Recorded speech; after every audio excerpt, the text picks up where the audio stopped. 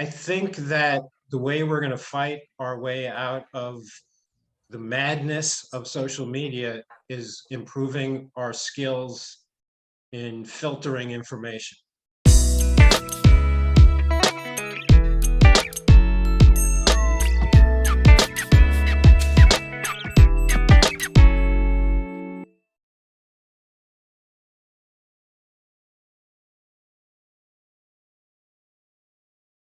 One of the things that greatly influences participation is media, and the abundance. It's a cesspool of media that we deal with today. When we were growing up, we had 12 channels, and one of those channels had Schoolhouse Rock. And again, I know there are a couple people in here that have no idea what I'm talking about. It was this little cartoon. It was like an infomercial, and they would talk about everything from what a verb was to conjunctions, and one of them was what it meant to vote, and they did the preamble.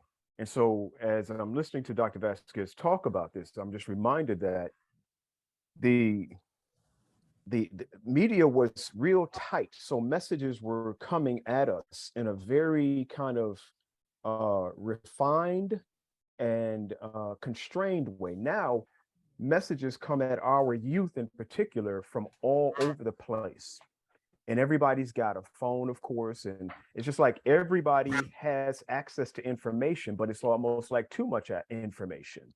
And so the media has a way of clouding the environment and making it difficult for us to hear messages. And this question, I'd be curious to see what young people think about this. But I want to hear from everybody on this. What role does the media have, and maybe even what responsibility, even at the local level, does the media have for helping us get the right messages about voting? So, as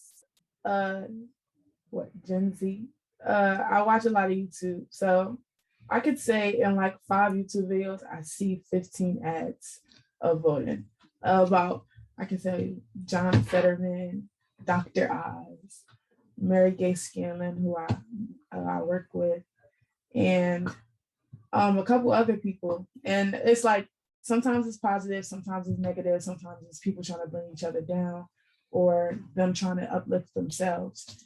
And I believe that there is some like negative effects and there is some positive effects, because me, I'm not even 18 yet. I can't vote, but I'm listening to what they're saying about each other. I'm listening to what they support and what they don't support. And I feel like it's an interesting like back and forth. So I would like to add on that, well, kids are always on their phone or on social media. So a lot of kids will be able to see the things that they are saying. Well, whether that be on IG, people be on Facebook, TikTok, YouTube, anywhere. A lot of people will see that, and their opinions, it gets in their head of what they're saying. Thank you both for that. And Ashid, you want to clarify for us older people what IG is? Well, I'm sorry, Instagram. For those out there that don't know what he's talking about, I do, because I ain't that old. Yeah, I was going to say, I know exactly what Instagram is. You're not going to date me like that. I know exactly what that is. Well, I'm glad you asked, because I was afraid to ask. Oh, goodness. Having these conversations with students is really important because, we want our students to be able to make informed decisions about candidates and about who they're going to put, whose name they're checking off in the ballots. And we hope that our candidates are getting the information out on these platforms, because that's where our young people are, and that's where they're going to hear those messages. The unfortunate thing, and I think Mr. Slaughter, you mentioned that before, is that we have to teach the students to cut through all the noise and get to the meat. And I think what Mariama said is really important. She's hearing all this stuff from John Fetterman and Mehmet Oz, and she's trying to find out what those candidates, what they really stand for, where they stand on the issues.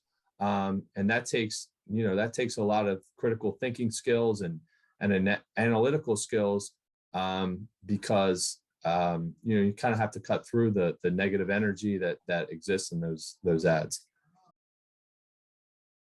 I think that the way we're going to fight our way out of the madness of social media is improving our skills in filtering information. And I think that really needs to start with young people. I think they need to, I think old people are not doing well with that. They just seem to be susceptible to anything anyone says, and it's creating bad results in our leadership, in all walks of life. So I would like to hear that in our schools now, the education system is reacting to that, and through the leadership of young people, they're going to finally figure out how to filter all the nonsense that gets thrown at us. I'm sure skills are being developed by young people first, as to when the clues as to what you're hearing, reading, seeing, what's nonsense, and then what actually hits at the points we should be paying attention to. Years ago, people studied Latin. We do not have Latin in our curriculum anymore. Years ago, we taught cursive writing, and to some folks' dismay, Americans don't teach cursive writing anymore. So the question is, let's go forward and think, what should we begin to think about that should be taught that isn't being taught now?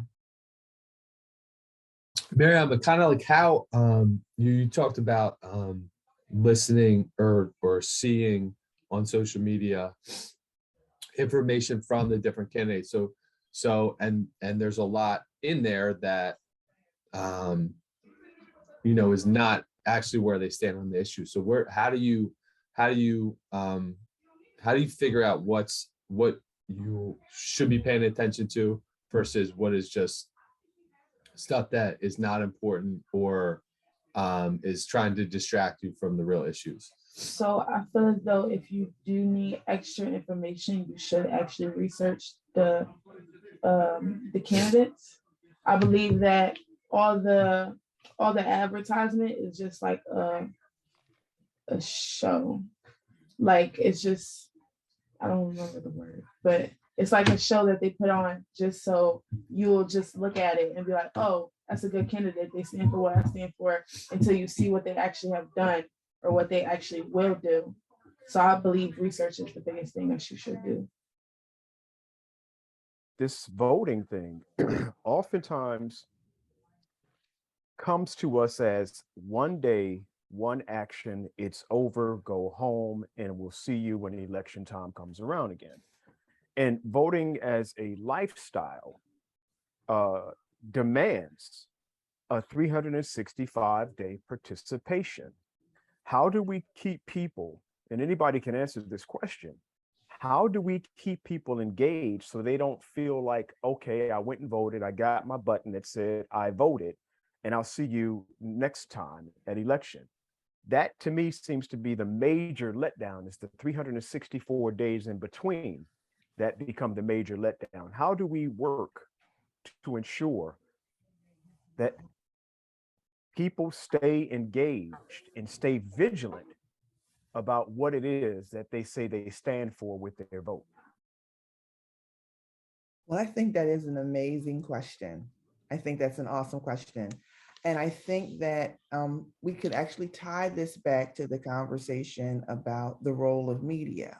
See, I think there's yin and yang in everything, right? And so there certainly is benefit to the easy accessibility of information. I am often talking to my daughter who's who just recently graduated from college. And I'm asking, like, do you use a card catalog? Do you go to the library? So now that's dating myself, right? Because she doesn't know anything about a card catalog. She said we just kind of get on and Google it and I find it out, right? So that ability to have that easy access to information, I think, is important. But I think we do have a responsibility to filter the information. I think too, we need to educate about the process, right? If we're just focusing on election day in November, it's hard to stay incentivized if you're only looking at something that's happening one day a year. But we have primary elections that are going on. And I think that media should really be enforcing the importance of voting year round, that it's not a conversation that we are seeing in September running through to November, right? But that we should be engaging and talking about voting and what voting looks like, what that process looks like throughout the year. There are certain dates that are key dates to register to vote, but that information should be shared throughout the year. There are key deadlines in terms of submitting your mail-in ballots. There's a process for that.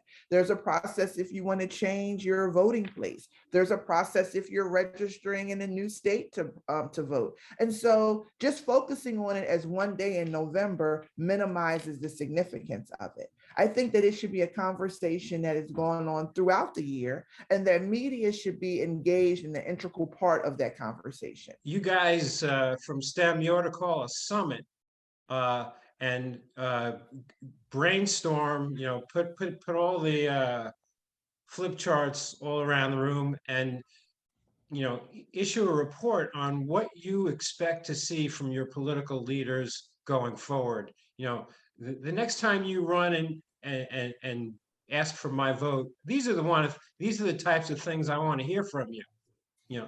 I don't want to hear from you about, dirty laundry about the person you're running against and who they slept with 20 years ago and that kind of thing. I want to hear about what are your thoughts and ideas for my future. Vote. Please vote. Vote Tuesday. Votar el martes. Voting is cool. Vote. Vote. Our community depends on it. How many ways can we say it? Just vote. Vote for us because we can.